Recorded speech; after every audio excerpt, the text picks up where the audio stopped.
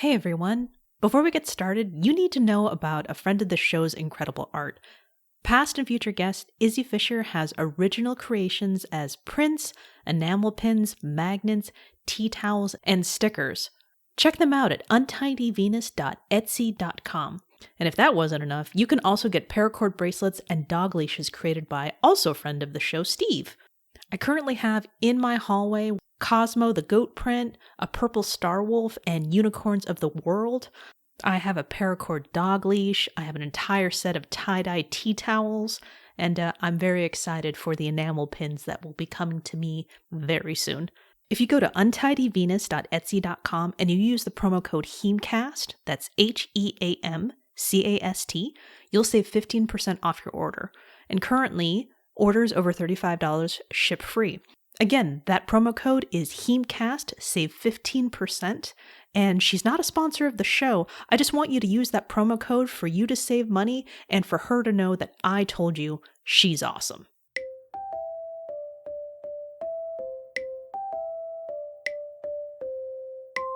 Welcome to Happily Ever Aftermath, the podcast that explores the movies that influenced how we view love and romantic relationships. Yes, there will be spoilers. I'm your host, Diana Roderick-Sconard. That's what friends are for, even imaginary ones. We're here and we're talking about Drop Dead Fred 1991, and I am very happy Justine is with me. Yay! I'm happy too. Oh my goodness. Welcome to the podcast. Welcome back to the podcast. Yes. Exciting stuff here. Drop Dead Fred, 1991. You texted me and said, I want to do Drop Dead Fred. And my initial reaction was, I'm intrigued. Please continue. Well, here's the thing. I feel like, I don't want to be like, I've been living a lie, but I don't really relate so much to regular romance movies. And okay. You might find this odd if people know me from my former podcast, The Cutaways, where we talked only about romance movies. But I think we covered that a little bit, right? But I feel like people still, to this day, assume that I'm all about the romance. So, this is wonderful. It's like I'm looking into a not me mirror right now. Mm-hmm. Because when I was younger, romance movies, bleh, I want the action adventure. And then before I realized it, all these action adventure movies had shoehorned in a romance. Yeah. And then I'm just like, oh, okay, well that's kind of nice. Get into my 30s. I'm like, I think I kind of like these, but I think I need something that's a little bit more than just like, I dropped my purse. Oh, thank you, kind stranger. What? You have my phone now. I mean, it's a whole thing. And you know what?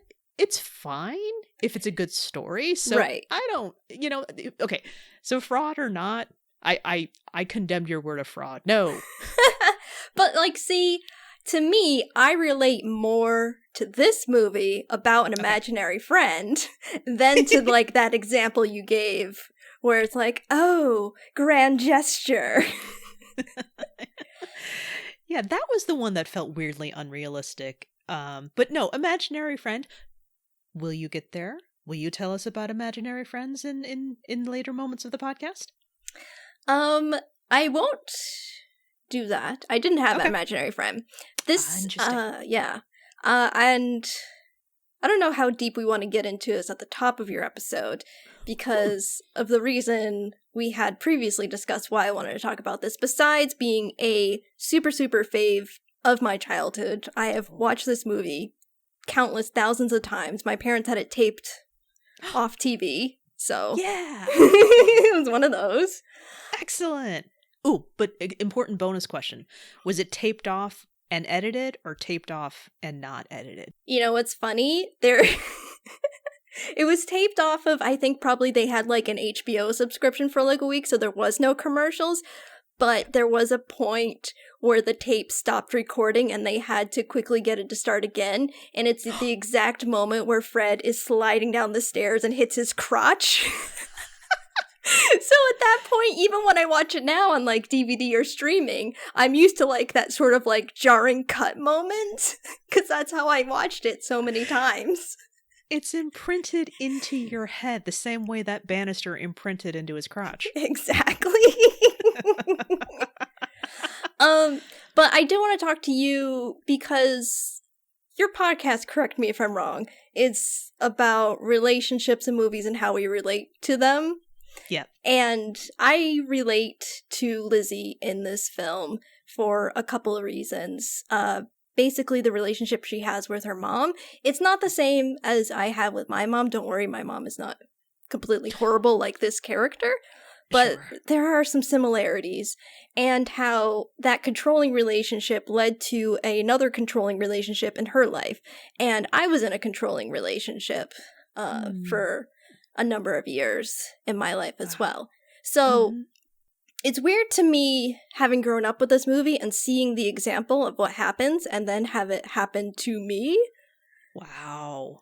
But also, I like watching it now because not only in the beginning do I get like super like, oh god, it's happening to her. But at the end, I feel even more happy that she got out of it. Yeah, and that's actually something where I also watched this when I was younger, and I really enjoyed it. I think it was off of television, not recorded, but like it was, oh great, it's on again. I get to watch it again. Because there were some things watching the unedited version of that, I'm just like, whoa, no, what?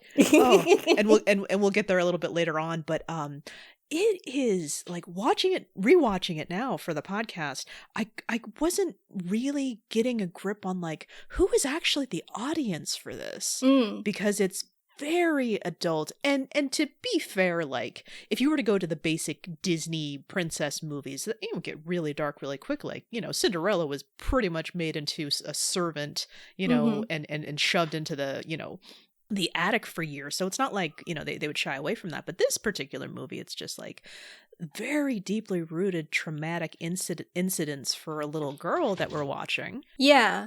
But I mean, I watched a lot of that sort of stuff when I was a kid. Also, it's kind of British humor with Rik Mayall in it.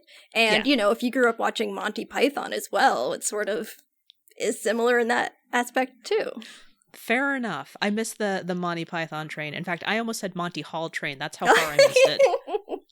Yeah, I was definitely watching, I'm not going to call them inappropriate, but like a more adult content. Because honestly, when you're a kid, it just goes over your head. It's not inappropriate. There are funny things in there. You understand the sweet, sad moments. Yep. But like anything that you're not supposed to get, you don't get, Or you fill in the blanks with your kid mind of just like, that's funny because she's got cobwebs up there. What?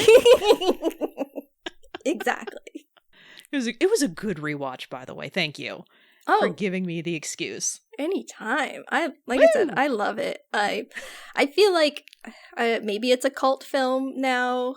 A lot of people, I feel like many years ago, would be like, what? That movie, that was weird, silly movie when I was a kid. And I was like, you must rewatch, experience it. Indeed. And to me, I'm wondering if they're just kind of like artificial memories of just like, okay, I remember it being gross. I mean, there are mud pies and there definitely is some, dog poop humor. Boogers. But I was also into that humor as a kid. Like, I loved Ren and Stimpy, Right. So like, here's the thing that I also relate to in this movie. Like, little Lizzie is that kind of girl, is that into weird, gross stuff, isn't what her mom wants her to be, the perfect little princess. Mm-hmm. And I relate to that as a kid. I was into, like, the weird, funny humor. Nice. And, my mom would be like, don't burp like that. You won't get a boyfriend when you're older, that sort of relationship. Don't do this. Don't be like that. You can't cut your hair. It has to be nice and long and pretty, Aww. These little things. And yeah, my mom still, treats me like a child, but I've gotten past it. I have learned to set boundaries, as Lizzie does in this film.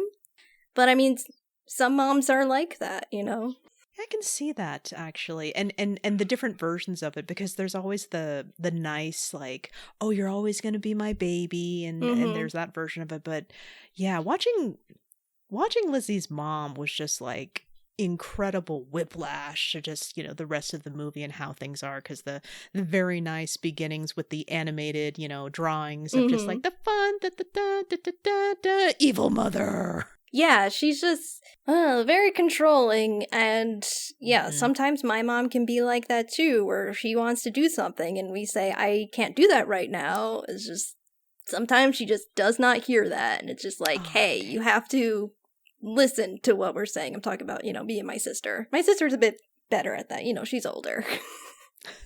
Had more practice? Yeah, and I think probably left alone more. Okay. It's really something to think about too, where, you know, having that type of early experience to confrontation could, you know, create boundaries early.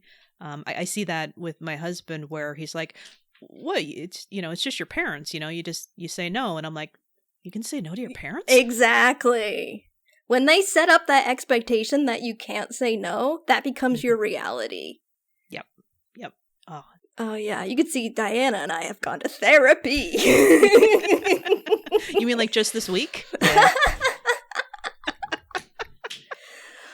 But I don't know. I'm sure, I don't want to be like, it hasn't happened to you, but it happened to me. That led to a gaslighty relationship for me, because my parents did so much for me in like a nice way to them, like didn't want me to worry, wanted me to be taken care of, but it didn't let me get my own authentic voice before I completely left home, you know, and was out in the world. Yeah. So that's where you get Fred as, I don't want to delve into too deep of like, oh, Fred is a symbol for this sort of thing. Like, but Fred is there to teach her how to stand up for herself and not be meek. Yes. Which is actually pretty funny, because he really encourages her to do that a lot. And then she's like, we're not going to take that from your mom. And then he just hides. Yeah. So it's kind of a weird contradictory thing, but at the same time, he's still trying. Yeah, I haven't thought about that. That Fred, you know, he, like when she calls him a coward. And he's hiding up in the tree. Yeah, pretty much that. Drop dead Fred. He's in the tree. Yeah. Oh, Fred. Yeah.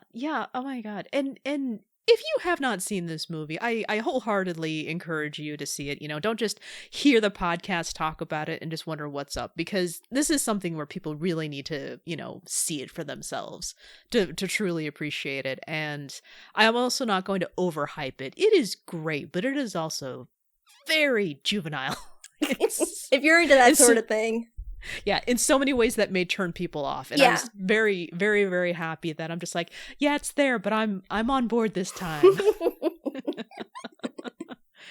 Yeah, it was pretty good. Yeah, so what I remembered from my younger days was she's trying to get out of this marriage with Tim Matheson. So it's so Phoebe Cates is Lizzie, Rik Mayall is Fred, Tim Matheson is the ex-husband Charles, and he has decided. Hey, you know, this is actually pretty important too. In the beginning, Lizzie is trying to get back with Charles, and he gaslights her. Yes, absolutely, multiple times. But in the very beginning, where I actually thought, because, you know, we're only hearing her, she wants to get back together with him. He's just like, no, you were totally right. We should be apart, and I should be with Annabella. And I'm like, wait, what? I mean, so did she? So, and then as you go on further and further, right? Well, she even says in that moment where he's like, "You were right. You said it yourself," and she's like, "I did." That's a total gaslight moment.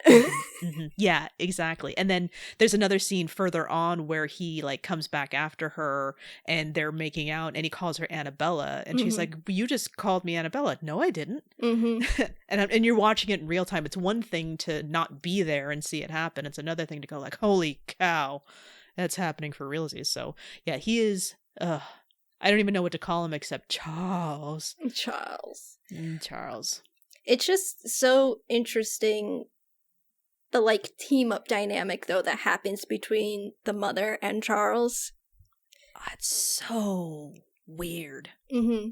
Just to control Lizzie. Yep. And it's kind of amazing too, because for a while it's just like, well, Charles is out of your life, but now I guess because Charles is enough to make Lizzie normal, Lizzie's mom is for it? I see the failure of the marriage that Lizzie has a reflection the mom thinks is a reflection of her and her failed marriage. Oh, that is an excellent call. That makes total sense right there. You. It just... But, of course, if this is, meant to bring in a younger audience as well, you got to have a different love interest who's a little bit more on par with what the audience would want to see Lizzie with. So there is an introduction of Mickey, who still goes by Mickey, even though he's probably... Yeah, even though he's probably meant to be in his later 20s. Is that right? Yeah, well, I don't know. To me, Mickey's there. Yep. Like... He's there, he's infatuated with her, but it's not the end goal that, like, she definitely end up with him. Right. And that's actually what's really important with what romantic movies are like, where her getting to a romantic relationship is the end goal. Whereas this one here, it happens to be, and also, it's kind of a... It's an option. Right. And I was thinking it's like in the Legally Blonde category where you watch Elle Woods do her thing. It starts because of a relationship, and in the end, I'm sorry, spoiler for Legally Blonde, she does end up in a relationship, but he's also there. Yeah. This isn't about Elle getting to engage. This is about Elle, finding her place and making friends and yeah. This movie, Fred is helping Lizzie be able to be by herself and not be afraid.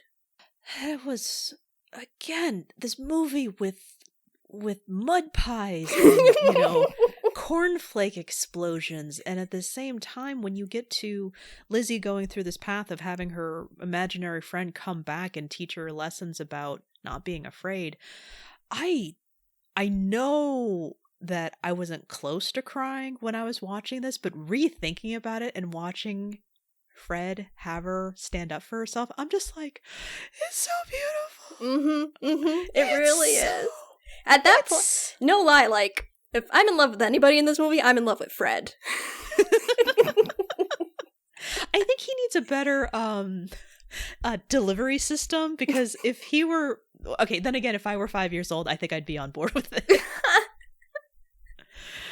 Oh, and I'll admit that after the movie was over, Ryan had never seen it before, but he had heard about it. So when he watched it with me, it's like, I want to know what your opinion is and all this other stuff. He's like, and I think I still gonna get a full answer from him about whether or not he liked it. But what I think was really important is just how impactful this particular movie was because of the lesson of standing up for yourself. And we got into a discussion about how, like, what would have happened if Fred hadn't been, captured by Lizzie's mom and sent away? Like, would there have been a natural progression of Lizzie coming into her own as an adult, and then he would have disappeared? Because again, for the end of this particular movie, because Fred is able to get through to Lizzie of how to stand up for herself, and she's able to say the magic words, "I'm not afraid of you," to her mother. It's just so good. It's just so good. Oh, and technically to Charles in the whole thing as well. Fred moves on to a different little girl, and then the question becomes, it's just like, well, what's wrong with her, and then it's just like, is he only there to help, is it, now we're getting into the lore of Fred. So right. Yeah, heaven forbid we enjoy a movie and then move on. No, let's talk about it. Can we talk about Carrie Fisher? I would love to. The rom-com best friend, Carrie Fisher. Yes! Back again. Woo!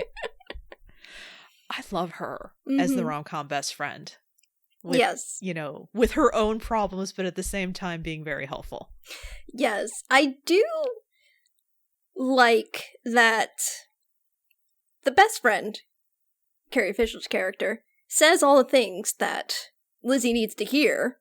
Yeah. But they don't sink in. She's not able to get through to her. She says, repeat after me, I don't need a man to complete my life. I'm happy the way that I am. And I hate Charles. Yeah, it was so good. She's like, no. That's interesting to me. But I feel like that's also something we work through in therapy as well. That's why I'm like equating Fred as therapy. He is a therapeutic device. I'll agree with you on that. People can say stuff to us so many times. Like, I've heard so many times that the guy I was with, like, he shouldn't be saying these things to you and stuff like that sort of thing. When you hear it, it's not the same as actually, like, knowing it. Yes. Do you find, well, I mean, it could be different now that you're older, but what is that kind of disconnect where when this person says it to you, it just doesn't, but, you know, when you have a Fred in your life and it absolutely connects, is it a building of a number of people validating you, or is it more powerful in terms of the relationship, or am I grasping at things right now? That's a tough question. It could also vary from person to person. Yeah.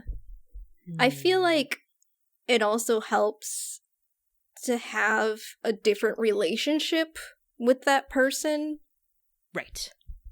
Because sometimes when people are close to you, like a best friend, I don't want to be like, they're not valid, because they are valid, but they also, you're like, oh, they care about me, so things are a little different. Right. There is something, I mean, wonderful about, you know, the friends in your life, you know, who are able to just, you know, be your sounding board, but also be an alternate or even a same perspective. So it's just like, hey, this is happening, you know, can I get an opinion on this? And then when they're, you know, can validate you or, you know, remind you like, no, you deserve better than that. Yeah. I mean, the things that, what was her character's name?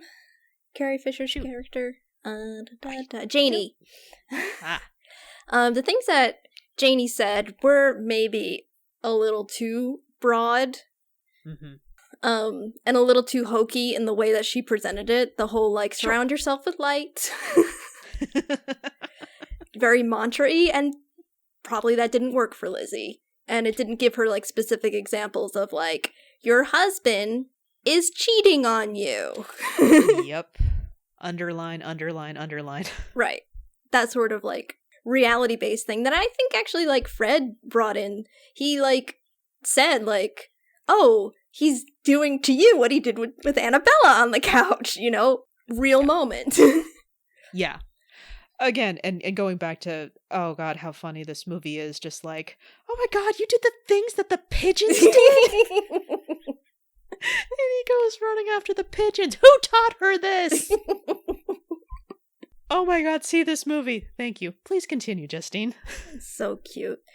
So Carrie Fisher, Janie, also after the like breakup and separation part, when they go back to Lizzie's apartment and the mom is there, and Janie's like, she'll be all right, she just needs a little cuddle, and the mom goes, cuddling is for teddy bears, you're coming with me. Like, so brutal. Yeah. It's like, ooh, there is not a lot of physical love happening in that family. It is amazing how much in the shorthands in the dialogue that you can get a sense of the character. Like, Janie just saying, like, I am surrounded by light. Oh, okay, I kind of have an idea of how this person is. The mom, where it's just like, wait, no, cuddle. Okay, gotcha, woman. You are not a holder. So yeah, there's a lot of things like that in the dialogue. Like, the mom says, it's no wonder Charles left you. You don't know how to make a marriage work. But she doesn't say it in, like, a cutting way. It's just, like, a factual way, you know? Right. It's like, oh, you're a mess. No wonder he left you. Yeah, and also, God, I think I'm getting heartburn just, like, hearing the lines again. Oh, geez. So, well, I mean, she was very effective. The actress that played her mom was incredibly effective. And I mean, Fred does call her the mega bitch. And It's shocking at first, but then I also noticed later on he calls her the mega beast, and I'm like, ooh, are they allowed so many uses of the bitch word for PG-13 back in 91? Yeah, could be. But yeah, that part, and then also that woman would not take no for an answer, because Janie's just like, okay, well, not Janie, Lizzie was just like, I'm just gonna be at the apartment, and yep, bags. Yeah. And then she was gone. Yeah, that reminds me of my mom. Which is kind of unfortunate in that one world, you want to see somebody take control of their destiny that way. You just don't want a person taking control of someone else's that way. If it's just like, no, this is me and I'm moving forward with this. It's like we wouldn't want Lizzie to become her mom, but we would want Lizzie to have a strength that Yes. Lizzie is treated like a little girl. She acts like a little girl, but that's all she knows. Yes. And even as an adult, quote unquote, adult Lizzie that we're seeing, I mean, I don't want to crap on fashion, but she wore the little, I would expect a doll to be wearing the dresses that she picked out. Mm-hmm. And so it's just like, wow, she's really playing the part with the bows and the headbands. And I was wondering if I was confusing myself with 1990s fashion, but no, you see other people there, and you see Janie and you see Annabella, and it's just like, oh, no, this is really what she's wearing for the part, and she's nailing it. Which is interesting when she does have that, not the first makeover, not the mommy makeover, but after that, when she gets dressed for the party, and yes. Charles sees her as this sexual creature for once, and he's like, I want that. Yeah, that immediately flipped a switch with him, which is, I guess, because you don't see their relationship. I guess he married her because he knew he could control her? Yeah, you don't see, how and why they got together. Mm-hmm. It feels like the mom had a part in that. There was a setup. I can see that. And right. If she comes from a good background sort of thing, it's none of that is mentioned, but it was definitely probably ingrained in her that she had to get married. Yeah, I can see that. Early readings when she was a child, and the prince and the princess got married, and mm-hmm. The prince stayed because she was a good girl. Yes.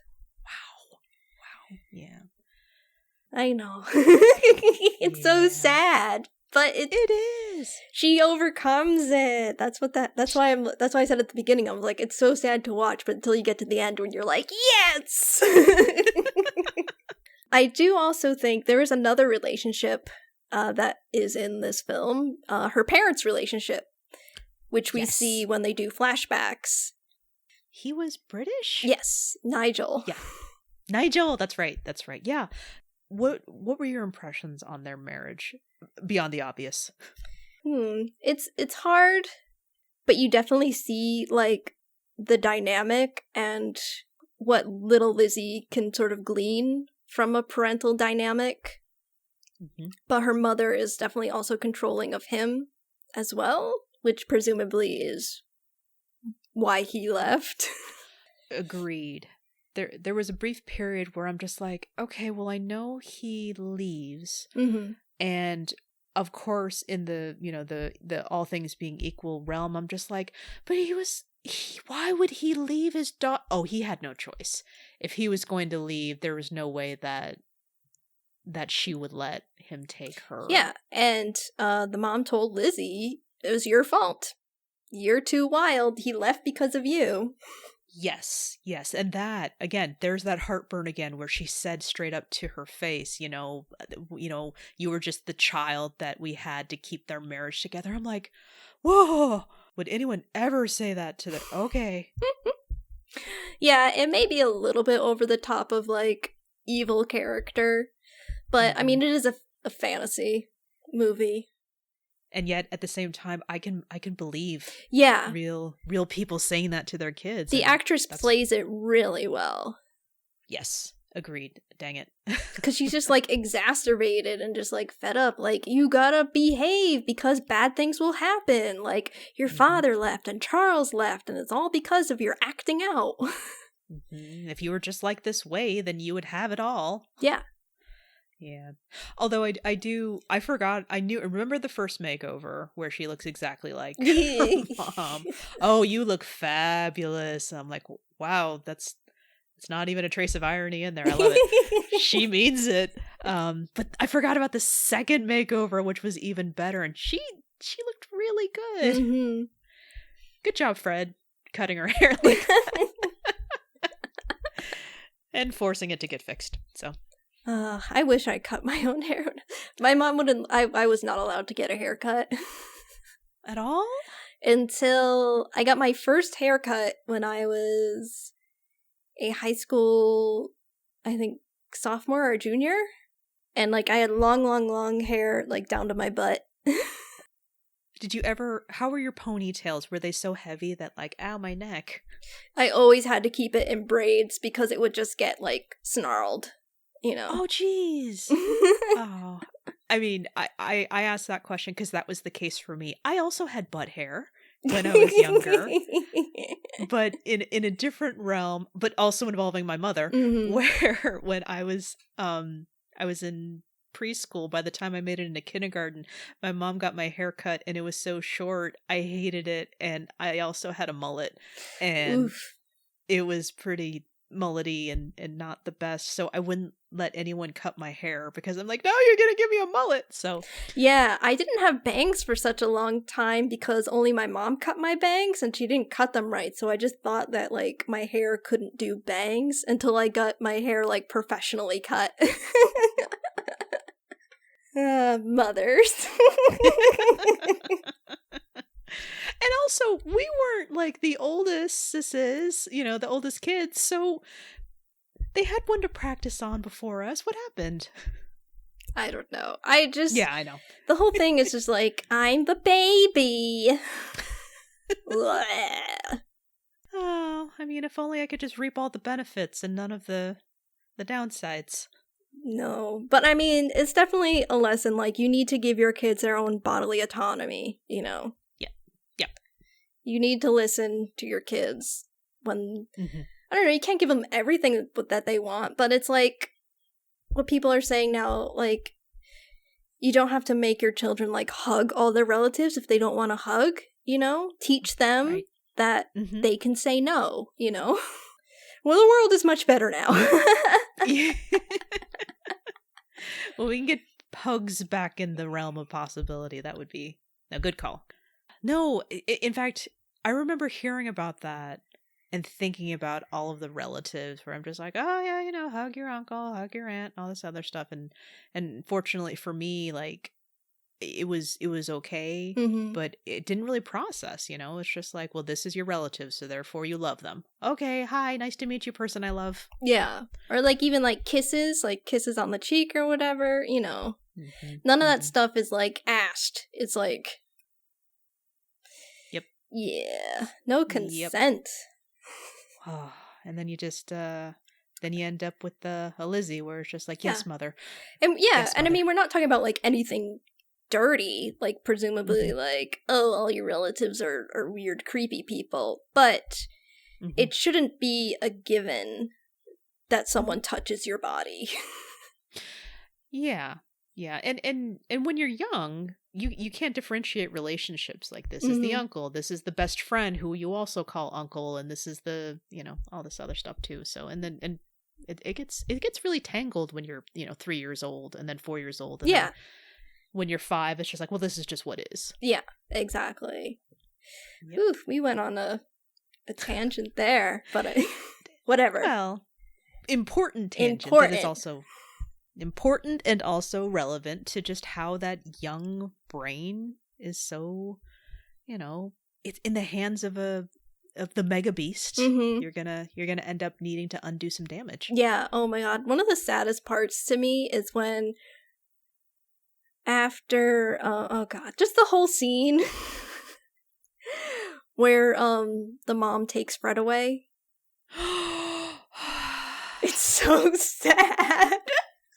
Even the father is like powerless, but also horrified but frozen. It was, you know, I need a minute right there. Take this minute from me, Justine.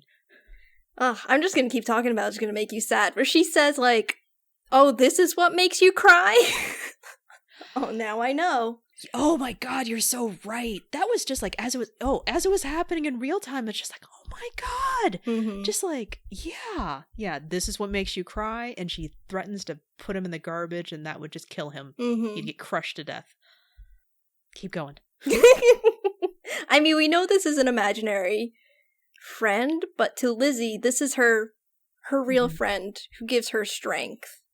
Yeah. And her mom just takes it away from her, and literally just takes her strength and shows her what the world is, that this person is mean and in control of you, and you have to do what she says. And adult Lizzie comes back and says just like, it was then I knew I never should have given her, I never should have let her know that could do that to her. And she's right, you know, that's when she just completely just shut down. And hard to even tell when her dad had left by that, you know, by that point, you know, if it was like immediate, because, you know, he does take his coat and leave. Yeah. But it could have happened immediately. It could happen when she was like 8 or 14 or something. So maybe mommy's right. Maybe I can't do anything right. Ugh. Just like those little seedlings of a thought. And that's what led to her not having good self-esteem, not able to vocalize for herself, getting into these bad relationships. She doesn't really have much of her own. I mean, she has a job, and she has a car, and she has the marriage, but everything is Charles. Yeah. From what we get. So it's just, when she gets herself back together, it's like, oh, my life will come back together if I can get Charles back, so. Yeah, and even when Fred asks her, like, why Charles? Because he can't leave until she's happy, so he's like, okay, let's get Charles back. So, yeah, why do you love him? She's like, oh, he's just so nice to me, and he's so romantic. He does all these things. I remember that. And then cue throw-up noises from Fred. Yeah, but I mean, him doing romantic things is not a reason why she should love him. Yep. And I don't even remember any of the things. I don't know if she described any of them, or if she just said, he does romantic things. And that was it. Like, it wasn't anything of substance. Right, yeah. And it's not like he listens to me. We talk about things. He acknowledges my interests, you know? Like you said, it's not about her. It's all Charles. Yeah. And also what I think the movie did was fantastic is they taught, there's a scene where she's like saying how it was in the very, very beginning, and she would jump up and like, you know, kiss him, but he would look kind of annoyed. And then, you know, she would try to shave him, like, you know, the couple romantic thing of when you shave your partner, and then she cut him in the face. Yeah. It was just so romantic. And I'm like, oh no, she's okay. Like you said, it's kind of hard to know, like, how their relationship really went down. I mean, it doesn't matter. We know that it led to him being gaslighty and cheating and, you know, just being a terrible person. Yeah, and not realizing that they had been together for 3 years instead of 2. Yeah. It's probably when he checked out.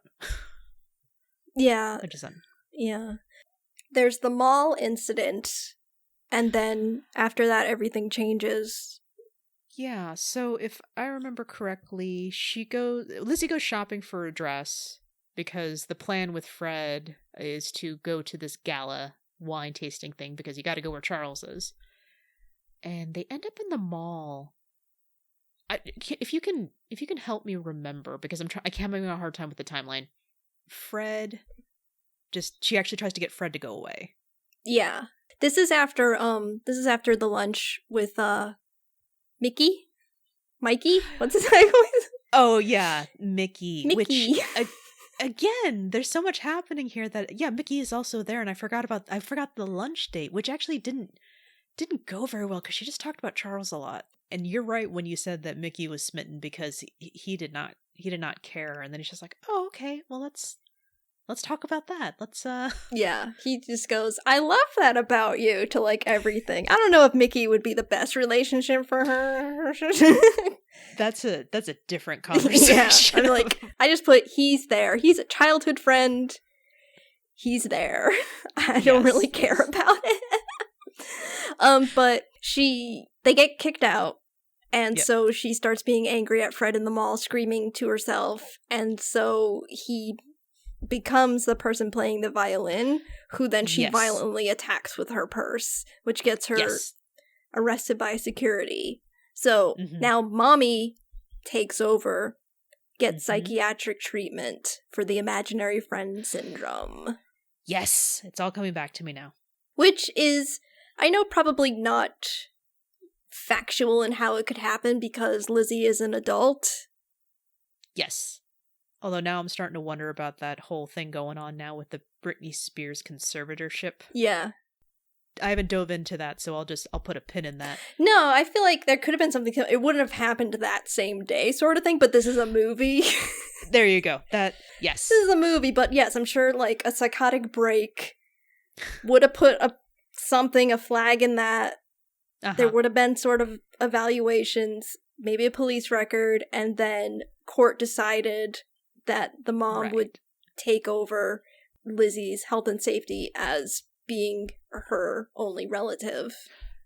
Yes. But they did like the movie version of that. Yes. Yeah, in the reality version of that, she probably just would have been released after the check was cut. Yeah.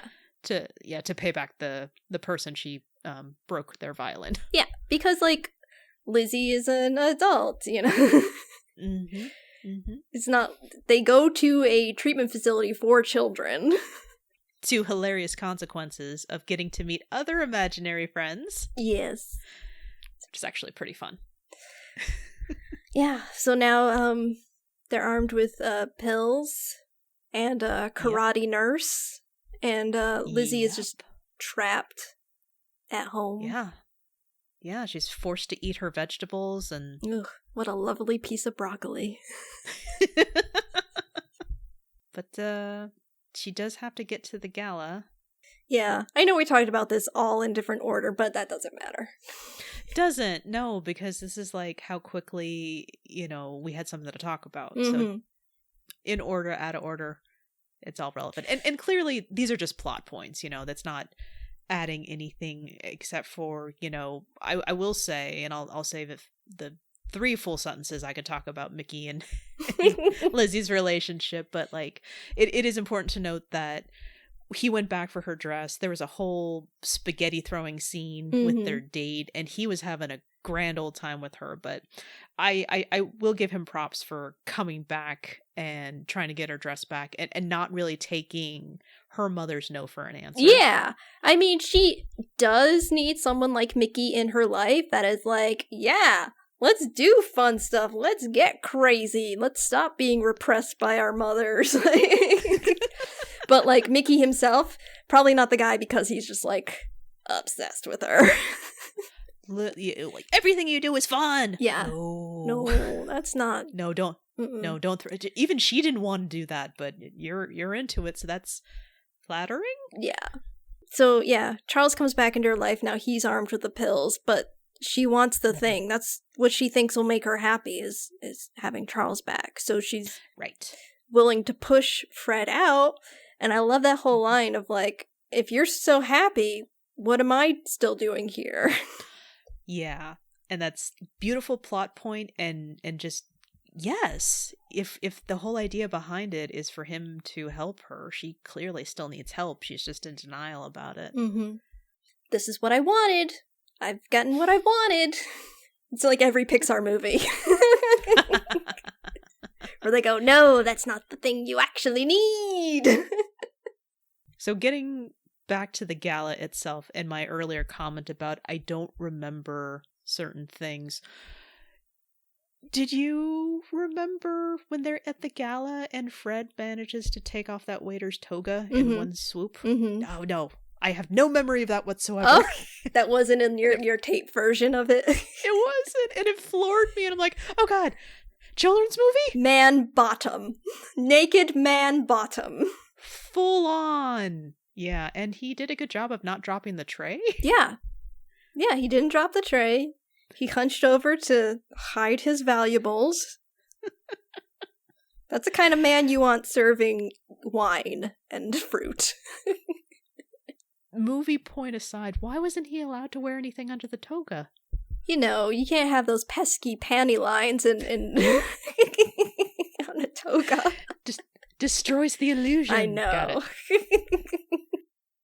Yeah, so it was a good party, and I do like that Bridget Fonda was uncredited as Annabella, and when you saw Annabella and Charles together in front of Lizzie, there was this immediate like insecurity with Annabella where I thought you said she was mousy. And I'm like, oh, didn't notice that when I was younger either, so interesting. Yeah, it's so interesting that Annabella knows that this guy has a wife, and that this is her. But she's all like, it's cool. There is that part of relationship. When you're with someone who's like leaving their wife, don't be with that person because they are just cheating, you know? Be like, we can be together when I see that divorce certificate. Like, I don't want to hear you're separated. Like, separated means there's still things to figure out. Figure it out, and then we can talk. Yeah, exactly. But yeah, there's, you know, Lizzie and Charles back together, and Fred's still around. So what's really dramatic about the way that they portray the pills, it's like the doctor said, yeah, it immediately attacks the part of the brain that where the imaginary person lives. I'm like, okay, good movie science, good job. And so yeah, each pill is a stab, but I'm also worried that she's taking like multiple in a row, and I'm like, hey, I'm pretty sure that, oh wait, it's a movie, I guess she can take it as often. Well, it does cause her to pass out into imagination land. Oh, that's a good point. The mom did ask, I'm like, were there any side effects? No. Except it kills your soul. And your soul's named Fred. And like the good friend that everybody needs to, you know, despite the fact that Lizzie turned her back on him and just didn't believe him and thought she had everything she needed, he still stuck around and helped her out, which is... I think Fred is an example of a loyal and faithful relationship. Right. Yeah, and it's so funny to think about how that gets overshadowed by how much trouble he gets her into, but that's just trouble that's dictated by her mother. So it's not necessarily, you know, good or bad. I mean, I personally don't want my child making mud pies on the good flatware, but if they do, it's not the end of the world. Right. He was there to push the boundaries. Yep. But he was her. The relationship she has with him is the relationship she should have with herself. Everyone needs a Fred. And hopefully he doesn't disappear when you can do it for yourself. But thankfully in the story, she is him, so he'll always be there. Yeah. Oh, this movie's amazing. I know, right? Go love yourself. This is about you. This is about your ability to stand up for yourself. And even if it's some sort of like half version of yourself that's created as a wild and exuberant personality that gets his head stuck in the fridge, that's okay too. Sometimes you just gotta play pirates. Oh, that was fun. Even if the main point of this is exactly what we just discussed, let's talk a little bit. Let me start with those last two sentences about Mickey, because fortunately at the end of the movie, she stands up for herself. She realizes that Charles is an asshole, and she doesn't need an asshole. She doesn't need him. She's able to walk away from it. And at the very end, we have Mickey asking if they could. I can't remember if she said that she wants to date him or if he asked if they could and she agrees or whatever it is. I think he said, like, I know you have a lot of options right now. I'd just like to be one of them. And I think she's like, I'd like that. Like, I feel like it's not like a definitive. Maybe perhaps they will date. Yeah. But I hope that she does realize she has a lot of options right now. So really like that he put it that way too. Because he could have had such an opportunity to just be ultra psycho, and I'm glad that the writers and the creators of the movies were smarter than that, even though if he was a little bit too enamored with her. Yeah, I mean, like, I think they date, but don't end up together.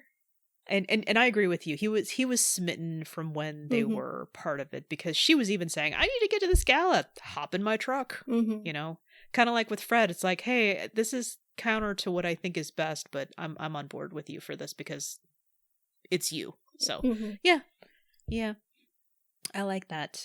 So no following in love pinpointing moment, but I will say there was a very nice musical sting when they met each other when she's escaping from her bedroom and he already climbed the tree to give her the dress. That's probably as much as let's see, 1991. That's probably as much as 8-year-old Diana would have accepted in a romantic context. Just like, aw, he's helping her. But I love the sexy saxophone when she's like she's driving the convertible at the end.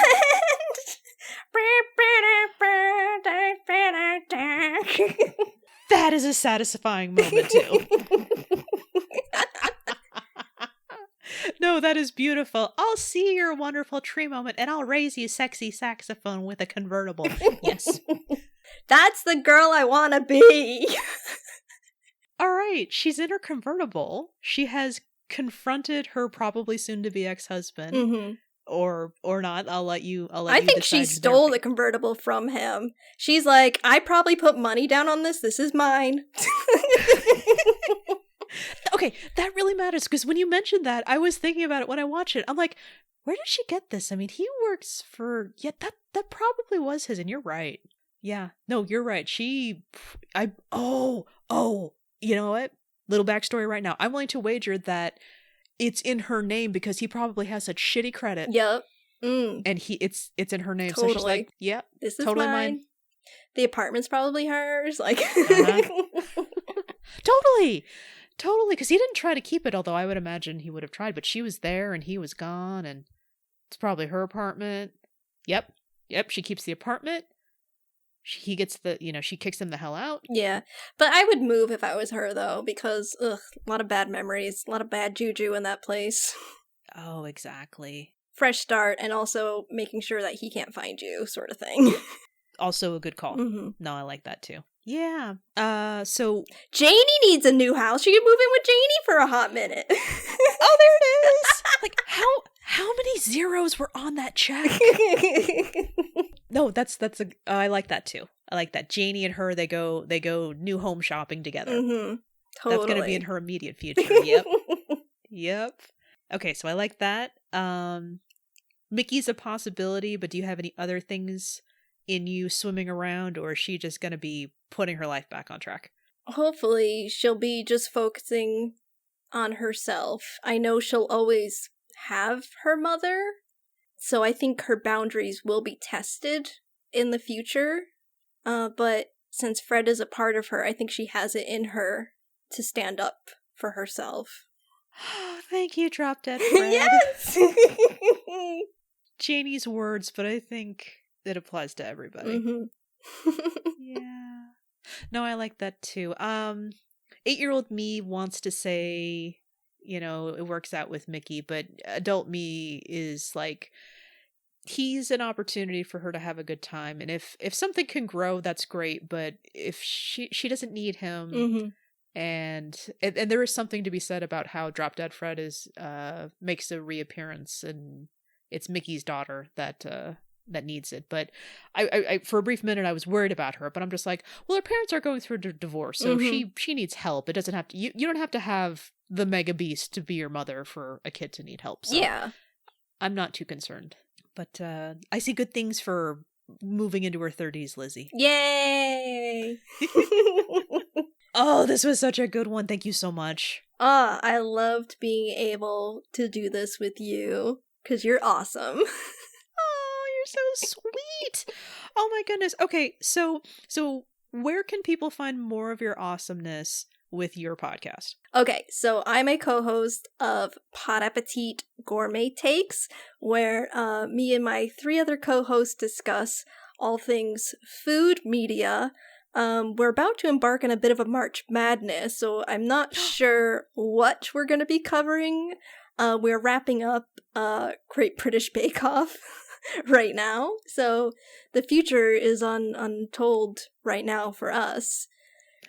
But join us.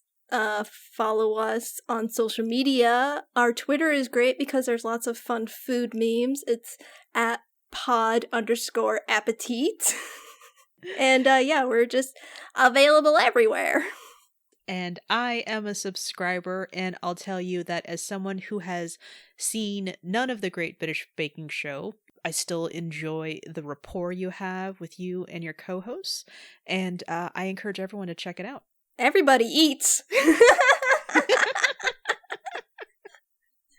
It's universal, everyone. Yay! Oh, but if you are going to follow the social media, prepare yourself for either wanting to make it, or how about this? Make sure you've had a full meal before you go through their Instagram. Yeah, definitely. It's the safest thing to do. So excellent. So we want to know, and by we, I mean Justine and I, but you can contact me and I'll share it with Justine, what you think about Drop Dead Fred. So you can catch us on Twitter at HEAMCast, that's HEAMCAST, and we're on Instagram at the same, and we're at Happily Ever Aftermath on Facebook. I gotta thank you again, because thank you, Justine, and thank you, Drop Dead Fred. Until next time, may your aftermath be happy.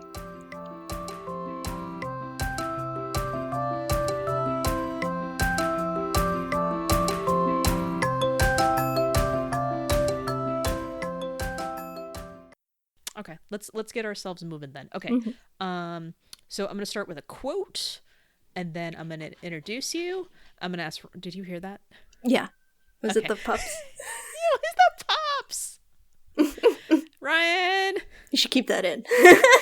I know, right? Ryan! I'm about to start. Is a dog interrupting my professional podcast?